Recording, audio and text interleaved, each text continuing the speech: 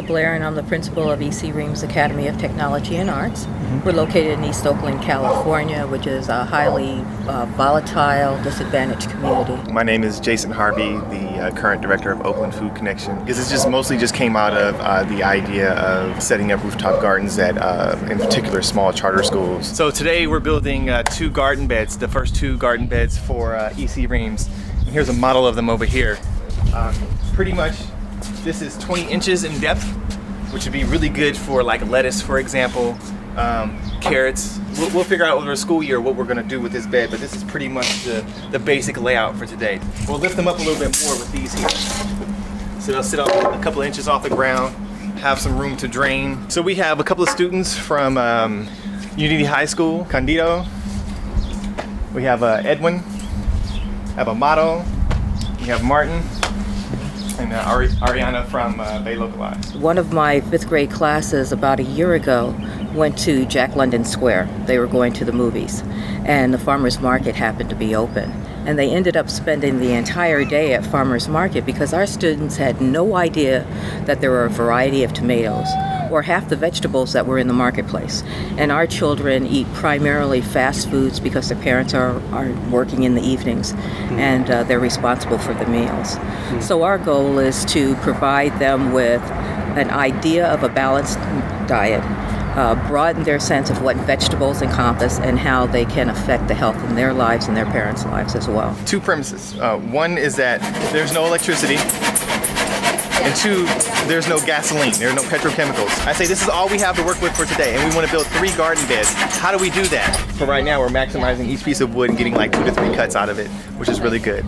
So that's always the premise that I work from in my head, is that none of that exists. So I have to go back to a less modernized approach and do things by hand, meaning that I'm not thinking about electricity. Oh, I have to get my saw, I saw my blade. We have our hand saws, we have our nails, our hammers, and we do everything just as simple as that. They like it. I think they respect it a whole lot more versus taking a saw and doing a 2-second cut versus taking a hand saw and doing like a 2-minute cut. Total big difference, and you feel a little bit different too. I feel stronger when I use my own hand saw. I feel more exercised. You want the hammer to do majority of the work. That's why it's heavy up here and loose down here. Well, I grew up here in East Oakland, so many of the gardens that I worked in since childhood were backyard gardens. We're just looking in the backyards back here. There's lots of space not being used. So hopefully this garden here will encourage more people in the surrounding community to set up gardens in their backyards and see that there are students here who are actually willing to help.